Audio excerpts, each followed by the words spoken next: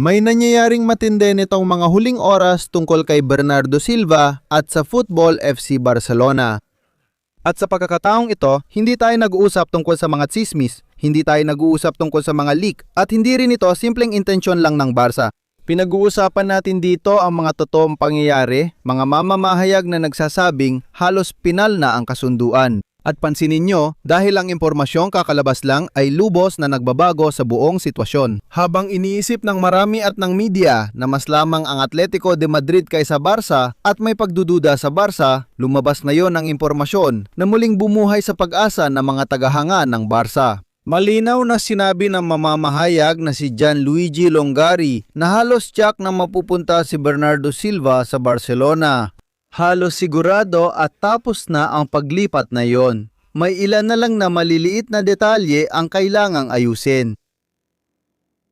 At ang pinakamahalaga sa lahat, ang Barca ang nangunguna sa lahat ng kopo ng interesado sa kanya. Lahat, kabilang na ang Atletico de Madrid. At ito ang susi dahil itong mga linggo parang todo ang pagpupursiga ng Atletico. Umabot pa sa balitang malapit nang lumipat si Bernardo sa Atletico de Madrid. Tandaan ninyo yan. Handa silang gumastos ng mas malaki at gustong samantalahin ang pag-aalinlangan ng Barca. Pero iba pala ang totoong nangyari dahil nakapagdesisyon na si Bernardo. At ang desisyong iyon ay mas naglapit sa pagdating niya sa Camp Nou. Pero teka, dahil ang pinakamatindi ay paparating pa lang.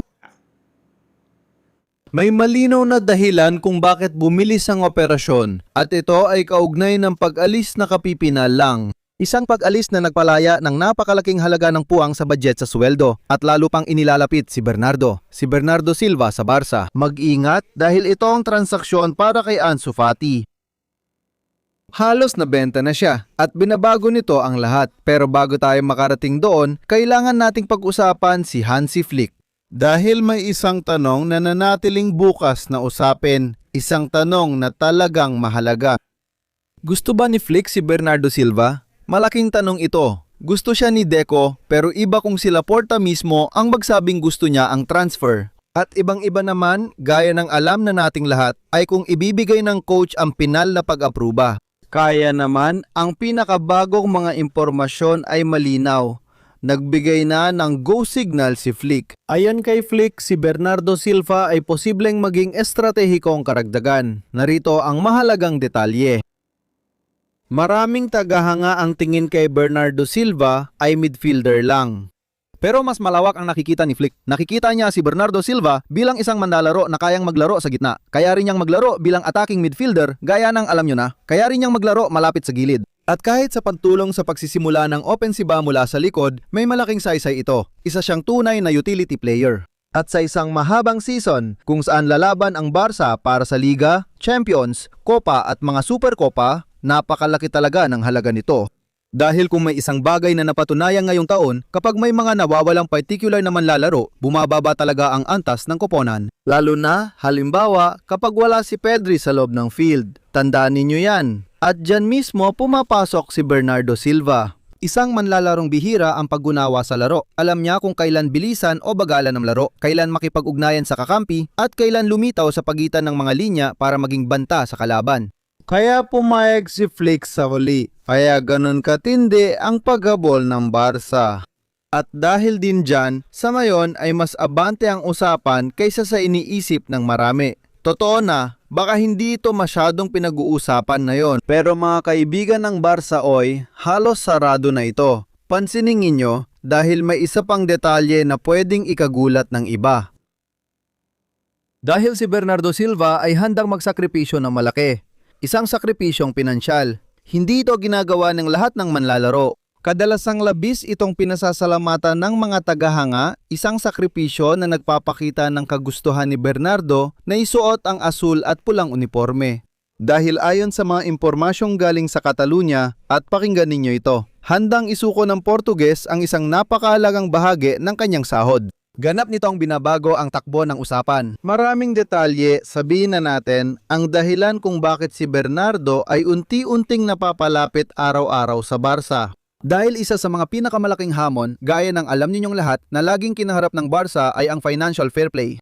Ang pag-alis ni Lewandowski at pati na rin ni Ansu Fati ay nagpapadali ng mga bagay-bagay. At syempre, hindi ito tungkol sa antas ng manlalaro. Hindi ito ang kagustuhan ng Barca, hindi rin ito ang kagustuhan ni Bernardo. Wala itong kinalaman sa iba, kundi sa financial fair play na yon. Maaring ito ang dahilan kung bakit laging napapalayo si Bernardo sa Barca. Ngunit na yon, nagbago na ang sitwasyon at lumabas ang mahalagang balita.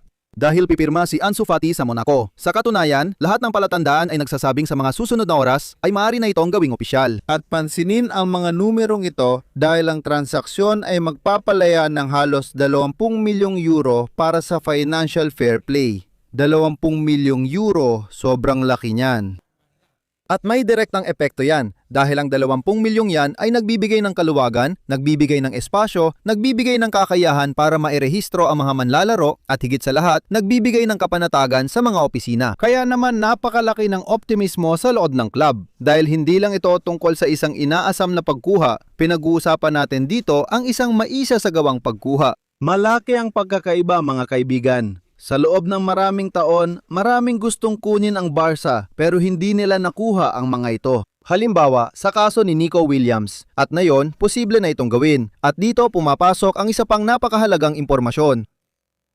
Dahil napakadiin ng sinabi ng Sport 3, may go signal na para kunin si Bernardo Silva. Kumpleto na ang kasunduan. Pakinggan ninyo ito. Kumpleto na ang kasunduan.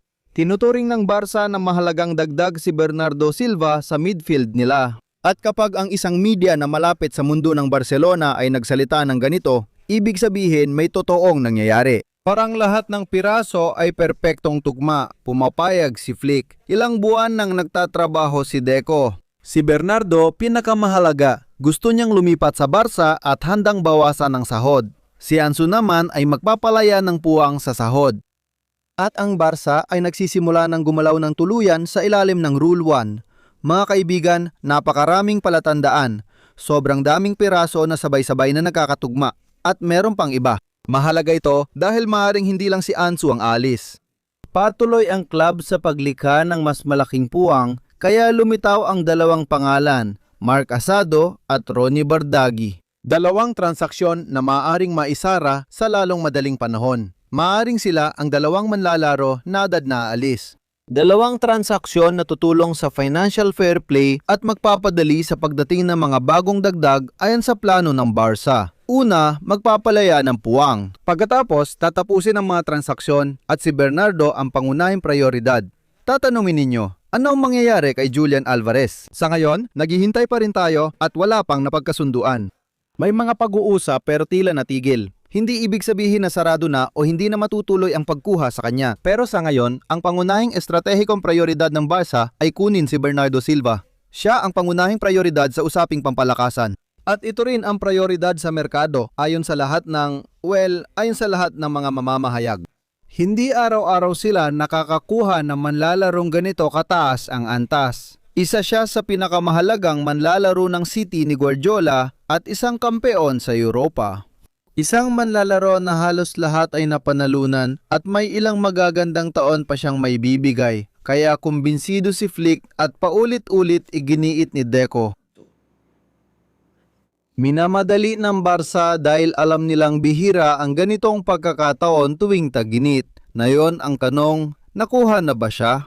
Kaunting detalye na lang ang hinihintay mga pare ayon kay Gianluigi Longari, mamamahayag mula Italia. May ilang detalye pa na kailangang ayusin pero malinaw ang pakiramdam. Ang Barca ang nangunguna, walang ibang mas mataas. Ang Barca ang namumuno sa lahat, silang una sa karera. Tandaan, mas nauna pa sila kaysa Atletico de Madrid. Pinakamaganda, nakuha na ng Barca ang oo ng manlalaro. Pag pinagsama ang lahat ng kondisyong ito, mukhang mas malapit ng transaksyon kaysa nung nakaraang linggo o ilang araw lang ang nakalipas. Kaya, magiging napakahalaga ang mga susunod na oras. Masisiguro ko sa inyo, magiging lubos na mapagpasya ang mga ito. Dahil mabilis nang darating ang opisyal na anunsyo tungkol kay Ansu Fati, patuloy pa rin ang mga umalis, gumanda na ang fair play at naghihintay si Bernardo Silva. Alam niyang natatrabaho ang Barca. Alam niya na may kasunduan na at nagbigay na ng go signal si Flick. Maaring hindi ito ang pinag-uusapan, pinakamahal o pinakakapansin-pansing signing. Pero pwede itong maging galaw na magdudulot ng malaking pagbabago sa mahahalagang laban. At sa lahat na nangyayari ngayon, parang mas malapit na kaysa dati si Bernardo Silva sa Football FC Barcelona.